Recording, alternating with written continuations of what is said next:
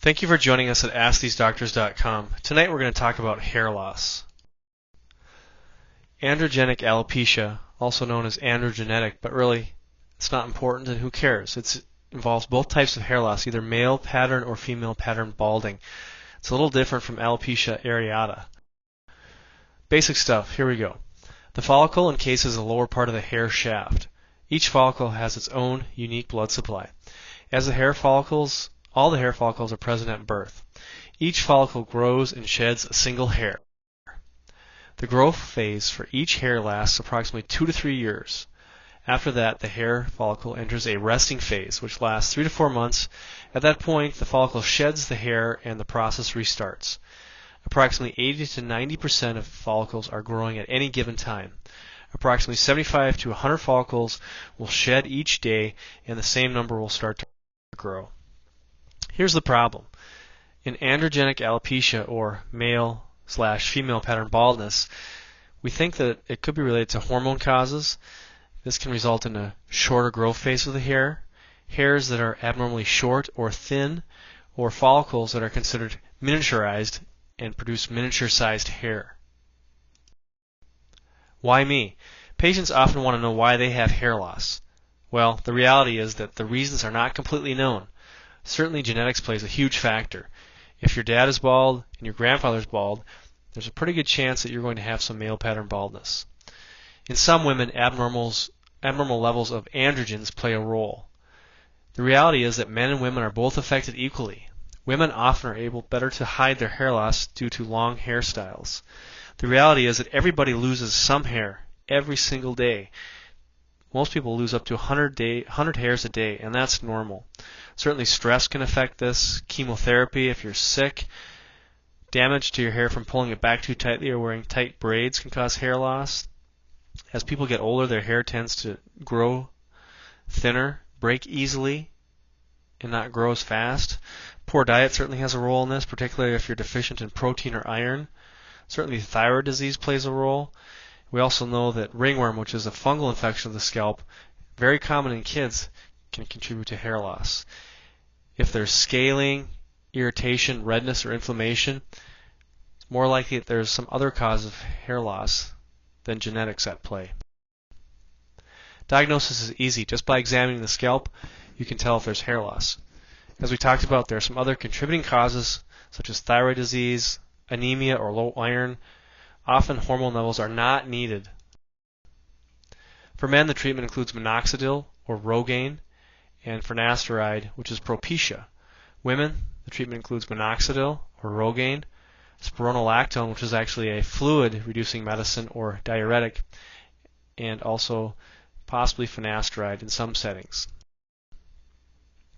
Rogaine, the way this works is it lengthens the growth phase of the hair. It causes more hair follicles to produce hair. This results in larger and thicker hairs. It comes in a 2% liquid or a 5% liquid and foam. The foam is often easier to apply to the scalp. The reality is that a 5% solution is probably more effective in men and probably generally more effective in most women.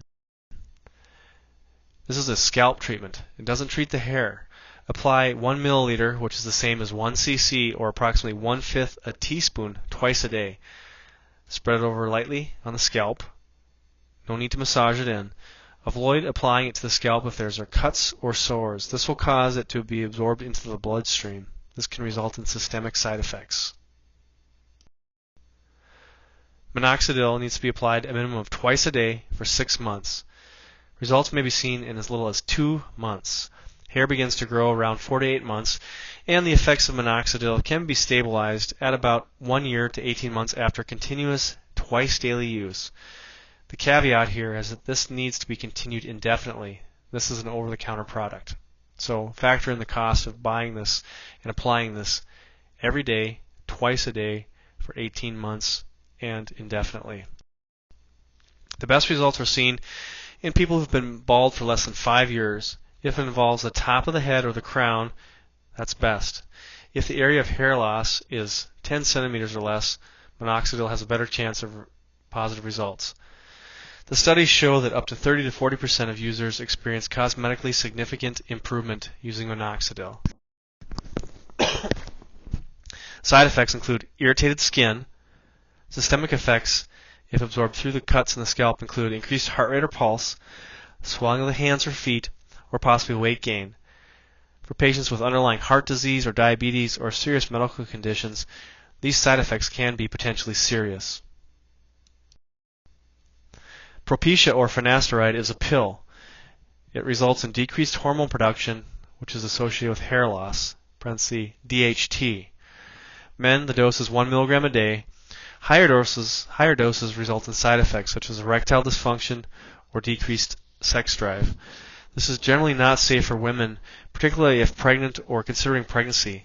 The side effect of this causes abnormal development in the fetus, particularly a male fetus may result in abnormal genitalia.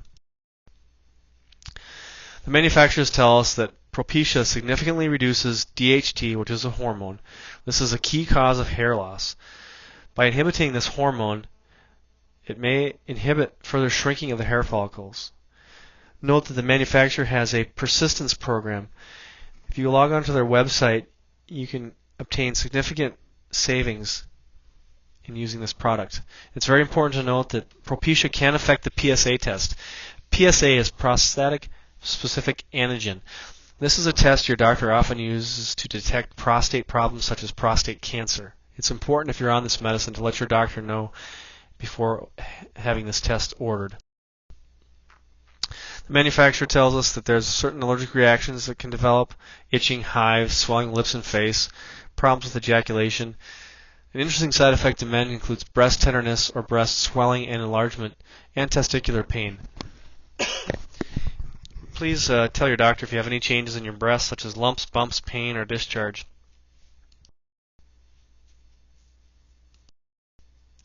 Spironolactone is actually a fluid medicine or diuretic. It also results in decreased hormone production, and these hormones are associated with hair loss. Men and women may benefit from this if they've not had any success with the previous mentioned treatments. Do not use this medicine if you're pregnant. Also, for the Propecia, women should not handle this product if they're pregnant or may become pregnant in the near future. There are surgical options: hair transplantation, which results in moving follicles from one part of the scalp to another. This has to be done in stages and can be expensive. One of the potential problems of this is the death of hair follicles as they're transferred. Hair grafts may include single hairs or up to 30 hairs in one graft. This is probably the most common surgical option for hair loss. Scalp reduction involves removing areas of baldness and then bringing the skin edges together. They're either stretched or sewn together to fill in the bald areas. The last option includes scalp flaps. Scalp flaps involve moving a large section of scalp with hair on it from the back or side of the head into the bald areas. This procedure results in potentially more complications such as bleeding, scarring, and infection. Surgery may, however, be a more permanent solution, but the reality is it's expensive, there's surgical risk, and there's a chance that not all hair follicles may remain healthy. Over-the-counter options are probably the most reasonable first attempt for most patients. If you have any questions or concerns, if you have serious underlying health problems, be sure to consult your doctor before starting any of the over-the-counter medicines. Propecia or finasteride is a prescribed medication. If you're considering surgical options, explore them carefully. Ask your surgeon for references and ask to see their photo journal. The majority of cosmetic physicians have a journal with actual patient samples, and that'll give you a better idea of what you can expect. Do your research. There is really no cheap or easy answer to this problem. The websites of the manufacturers, such as minoxidil of Rogaine or Propecia, can save you significant money. They have sites or programs that you can enroll in to save you if you use this product for a specified length of time, such as 4 months or a year. See their websites for further details. Thank you from the development team at AskTheseDoctors.com. Please see our website and our online store for additional videos and topics.